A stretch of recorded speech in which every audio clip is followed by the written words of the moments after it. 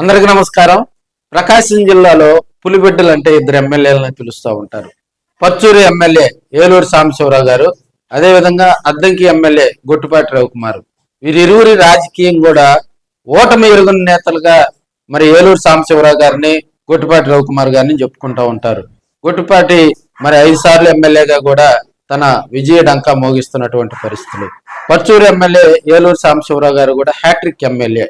వీరి రాజకీయం కూడా ఒక ప్రత్యేకత చాటుకుందని కూడా తెలియజేసుకోవచ్చు. పర్చూరు నియోజకవర్గంలో 3 సార్లు వరుసగా ఎమ్మెల్యేగా గెలుస్తున్నటువంటి నేత ఏలూరు సాంబశివరావు గారు. గతంలో 2014లో తొలిసారిగా కూడా ఆయన ఎమ్మెల్యేగా గొట్టిపాటి భరత్ మీద మరి వైసీపీలో గొట్టిపాటి భరత్, తెలుగుదేశం పార్టీ తరపు నుంచి ఏలూరు సాంబశివరావు గారు మరి పర్చూరు కాన్స్టిట్యున్సీలో పోటీలో నిల్చోవటం జరిగింది. ఏలూరు సాంబశివరావు గారు మరి అక్కడ విజయ డంకా మోగించడం జరిగింది.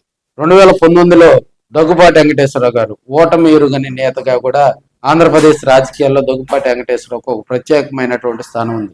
అలాంటి నేతను రాజకీయాలకు స్వస్తి చెప్పేలాగా చేసినటువంటి చిన్న వయసులోనే రాజకీయాల్లోకి వచ్చిన యంగ్స్టార్ ఏలూరు సాంబశివరావు. 2019లో అదే పర్చూరు కాన్స్టిట్యున్సీలో వైసీపీ తరపున కూడా దగ్గుపాటి వెంకటేశ్వరరావు గారు బరిలో ఉన్నారు.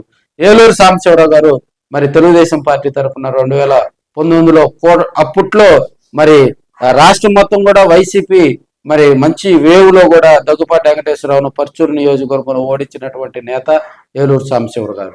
2024లో మరి పర్చూరు కాన్స్టిట్యున్సీలో ఎడం బాలాజీని వైసీపీ తీసుకొచ్చి ఒక ప్రయోగాత్మకమైనటువంటి క్యాస్ట్ ఈక్వేషన్స్ తోటి పర్చూరు కాన్స్టిట్యున్సీలో 2024లో మరి కొత్త అధ్యాయానికి శ్రీకారం చుట్టింది. మరి 2024లో కూడా ఏలూరు సాంబశివరావు గారు హ్యాట్రిక్ ఎమ్మెల్యేగా కూడా తిరుగులేని విజయాలను నమోదు చేసుకోవటం జరిగింది. అప్పటి నుంచి పర్చూరు కాన్స్టిట్యున్సీలో మరి ఎడం బాలాజీ గారు కొంత సైలెంట్ అవ్వటం, కొత్తగా కూడా గాదే మధుసూదన్ రెడ్డిని అక్కడ తీసుకొచ్చే ప్రయత్నం అయితే వైసీపీ చేస్తుంది. సో వైసీపీ ప్రస్తుతం పర్చూరు కాన్స్టిట్యున్సీలో ఎలా ఉంది, పర్చూరు కాన్స్టిట్యున్సీలో ఉన్నటువంటి వైసీపీ సమన్వయకర్త మరి హ్యాట్రిక్ ఎమ్మెల్యేని ఢీకునేటువంటి పరిస్థితులు ఉన్నాయా? అదేవిధంగా అభివృద్ధి సంక్షేమ కార్యక్రమాలతో పర్చూరు కాన్స్టిట్యున్సీలో తనదైన ముద్ర వేసుకున్నటువంటి యంగ్ డైనమిక్ లీడర్ గా కూడా మరి పర్చూరు ఎమ్మెల్యే ఏలూరు సాంబశివరావుకు ఒక ప్రత్యేక స్థానం ఉంది. అలాంటి లీడర్ని ఢీకొనాలంటే అక్కడ రెడ్డి సామాజిక వర్గానికి సంబంధించినటువంటి ఒక లీడర్ని తీసుకొచ్చి జగన్మోహన్ రెడ్డి గారు ఒక సాహసోపేతమైనటువంటి నిర్ణయం చేసినటువంటి పరిస్థితి. గొట్టిపాటి భరత్ గాని, అదేవిధంగా దగ్గుపాటి వెంకటేశ్వరరావు గారు కానీ, ఎడం బాలాజీ గాని, వీళ్ళు ముగ్గురు కూడా మరి ఎమ్మెల్యే ఏలూరు సాంబశివరావు మీద గెలుపొందినటువంటి దాఖలాలు లేవు. కొత్తగా కూడా మధుసూదన్ రెడ్డి మరి గాది వెంకటరెడ్డి గారి అబ్బాయి, గతంలో ఆయన పర్చూరుకి సంబంధించినటువంటి ఎమ్మెల్యేగా కూడా వారి నాన్నగారు పనిచేయటం జరిగింది. అలాంటి లీడరు అదేవిధంగా రాబోయే రోజుల్లో రాజకీయంగా ఆ కుటుంబానికి జగన్మోహన్ రెడ్డి గారు అండగా ఉంటారనే ఉద్దేశంతో ఏలూరు సాంబశివరావు మీద కూడా మరి ఆయన తీసుకొచ్చి నిలబెట్టారు. మరి పర్చూరు కాన్స్టిట్యున్సీలో వైసీపీకి సంబంధించి ఇప్పటి వరకు కూడా అధికార పార్టీ ఎమ్మెల్యే మీద విమర్శలు చేయకపోవటం కూడా మరి కొంత రాజకీయంగా కూడా తెర వెనక ఏం జరుగుతుంది అనేది కూడా అర్థం కాని పరిస్థితిలో ఉంది. ఒక ప్రతిపక్ష నేత అంటే రాష్ట్రంలో జరుగుతున్నటువంటి రాజకీయ సమీకరణాలతో పాటు లోకల్ కాన్స్టిట్యున్సీలో జరుగుతున్నటువంటి మరి అభివృద్ధి సంక్షేమ కార్యక్రమాల మీద కూడా మాట్లాడగలిగినప్పుడే ఆ లీడర్ సక్సెస్ అవుతాడు. సో ఇప్పుడు ఉన్నటువంటి పర్చూరు కాన్స్టిట్యున్సీలో మరి వైసీపీ సమన్వయకర్త ఇప్పటి వరకు కూడా లోకల్ గా ఉన్నటువంటి ఎమ్మెల్యే మీద మరి ఎటువంటి మరి విమర్శలు కానీ, అదేవిధంగా ఎటువంటి ఆరోపణలు చేయకపోవటం కూడా రాజకీయంగా మరి ఆయన సెట్ అవుతాడా లేదా అనేది కూడా అర్థం కాని పరిస్థితుల్లో మరి అక్కడ వైసీపీ కొట్టుమిట్టాడుతుందని కూడా మనం తెలియజేసుకోవచ్చు. మరోవైపు గొట్టిపాటి రవికుమార్ గారు 2009 నుంచి అద్దంకి నియోజకవర్గంలో 2024 స్టిల్ ఈ రోజు వరకు కూడా వరుసగా గెలుస్తున్నటువంటి ఎమ్మెల్యే గొట్టిపాటి రవికుమార్ గారు. గతంలో మార్టూరులో 2004లో ఆయన తొలిసారి కాంగ్రెస్ పార్టీ తరఫున కూడా బరిలో దిగటం జరిగింది. అప్పట్లో తన అన్నైనటువంటి గొట్టిపాటి నర్సయ్య మీదే గొట్టిపాటి రవికుమార్ గారు ఎమ్మెల్యేగా తొలిసారి విజయకేతనం ఎగరవేయటం జరిగింది. మాటూరు కాన్స్టిట్యున్సీ రద్దయింది. అద్దంకి కాన్స్టిట్యున్సీలో 2009లో కూడా మరి కాంగ్రెస్ పార్టీ తరఫున ఆయన బరిలో నుంచోవటం జరిగింది.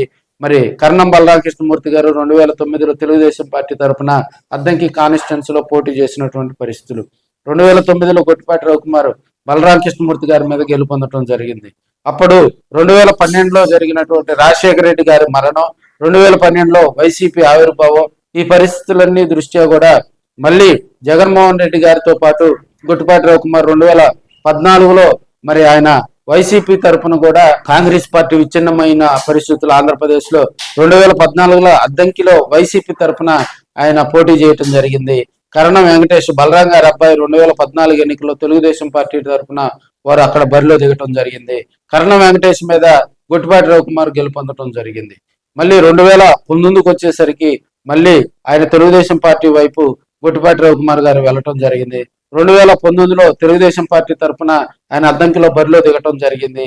గొట్టిపాటి రవికుమార్ కు ఆపోజిట్ గా కూడా ఒక సీనియర్ లీడర్ బాచిన చెంచు గరటయ్య వారి ఇరువురు కూడా అద్దంకి నియోజకవర్గంలో 2019 ఎన్నికల్లో ఒకరిపై ఒకరు కూడా భారీ విమర్శలు చేసుకొని కయ్యానికి కాలు దూకునే అంత పని అయిందని కూడా తెలియజేసుకోవచ్చు.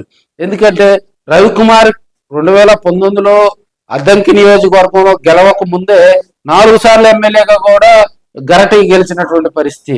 సో 2019లో వైసీపీ వేవ్ ఉంది, గరటి ఖచ్చితంగా గెలుస్తారు, రాబోయే రోజుల్లో అద్దంకి నియోజకవర్గంలో మళ్ళీ వైసీపీ గెలుస్తుందని అందరూ ఆశపడ్డారు. అయితే వాటికి చెక్కు పెడుతూ మరి గొట్టిపాటి రవికుమార్ గారు 2019లో కూడా బాచిన చెంచు గరటి మీద గెలిచి విజయకేతన ఎగరవేయటం జరిగింది. సో అప్పుడు జరిగిన పరిస్థితుల దృష్ట్యా 2024కు వచ్చేసరికి గరటికు వైసీపీ చెక్కు పెట్టడం జరిగింది. గరటి గారు వాళ్ళ అబ్బాయి కృష్ణ చైతన్యకు టికెట్ ఇస్తారని అందరూ ఆశపడ్డారు. లాస్ట్ మినిట్ లో ఆయనకు వైసీపీ మొండి చేయి చూపించడంతో మళ్ళీ వారందరూ కలిసి గొట్టిపాటి రవికుమార్ తోటి మరి వారంతా కూడా కోఆర్డినేట్ చేసుకొని చంద్రబాబు నాయుడు సమక్షంలో వారంతా తెలుగుదేశం పార్టీలోకి వెళ్ళటం జరిగింది. 2024లో వైవి సుబ్బారెడ్డి బిజినెస్ పార్ట్నర్ అయినటువంటి చిన్న హనుమిరెడ్డిని తీసుకొచ్చారు. మరి 2024లో మరి గొట్టిపాటి రవికుమార్ గారి మీద హనుమిరెడ్డి ఓడిపోవటం జరిగింది. 2024 తర్వాత హనుమిరెడ్డి కొన్ని రోజులు వైసీపీకి సమన్వయకర్తగా ఉన్నారు. మరి ఆయన సరిగా అక్కడ అందుబాటులో లేరని కొంతమంది కార్యకర్తలు ఫిర్యాదులు చేయటంతో ఆయన తప్పించడం జరిగింది. కొత్తగా కూడా పల్నాడు జిల్లా పిడుగురాలకు సంబంధించినటువంటి మరి ఇప్పుడు డాక్టర్ చింతలపూడి అశోక్ కుమార్ ను 2020 తర్వాత కూడా వైసీపీ సమన్వయకర్తగా కూడా మరి జగన్మోహన్ రెడ్డి గారు పంపించడం జరిగింది. అడపాదడప మరి ఇప్పుడు ఉన్నటువంటి మంత్రి గొట్టిపాటి రవికుమార్ మీద కూడా విమర్శలు చేస్తూ ముందుకు వెళ్తున్నటువంటి పరిస్థితులు అద్దంకి నియోజకవర్గంలో చూస్తా ఉన్నాం. మొన్న ఇటీవల కాలంలో 100 పడకల ఆసుపత్రికి సంబంధించి ఆయన మంత్రి గొట్టిపాటి మీద ఘాటు విమర్శలు చేయటం కూడా రాజకీయాల్లో కొంత చర్చ నడిచిందని కూడా తెలియజేసుకోవచ్చు. అవతల పక్క చూసినట్లయితే 5 సార్లు మహామహంలో ఓడించినటువంటి వ్యక్తి గొట్టిపాటి రవికుమార్ గారు రాబోయే రోజుల్లో ఈ ఫెయిర్ కి మరి 1 సైడ్ ఎలక్షన్స్ జరుగుతుందా, లేకపోతే మరి రాబోయే రోజుల్లో ఏమైనా మార్పులు జరుగుతాయా అనేది కూడా అర్థం కాని పరిస్థితిలో అద్దంకి నియోజకవర్గంలో రాజకీయాలు కొత్తగా కూడా ఆలోచనలో పడుతున్నాయని కూడా తెలియజేసుకోవచ్చు.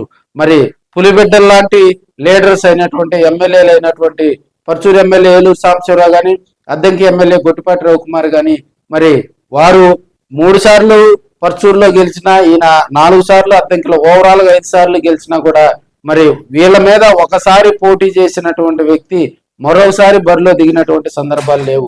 వారి మీద పోటీ అంటే రాజకీయంగా కూడా వారి అవతల పార్టీలో ఉన్నటువంటి వ్యక్తులు రాజకీయ సమాధి అవటమే అనేది తెర వెనక తెర ముందు చర్చకు నడుస్తున్నటువంటి అంశాలు. ఇప్పుడు వీరి మీద అటు చింతలపూడి అశోక్ కుమార్ అద్దంకిలో, అదేవిధంగా గాదే మధుసూదన్ రెడ్డి మరి పర్చూరులో ఈ వైసీపీ తరఫున మరి పులిబెట్టలపై పంజా విసురుతారా, మరి రాబోయే రోజుల్లో రాజకీయాలు ఎలా ఉంటాయి, వైసీపీకి అక్కడ హైప్ తీసుకొస్తారా లేదా అనేది కూడా మరి కొన్ని రోజులు వెయిట్ చేయాల్సిందే మరి.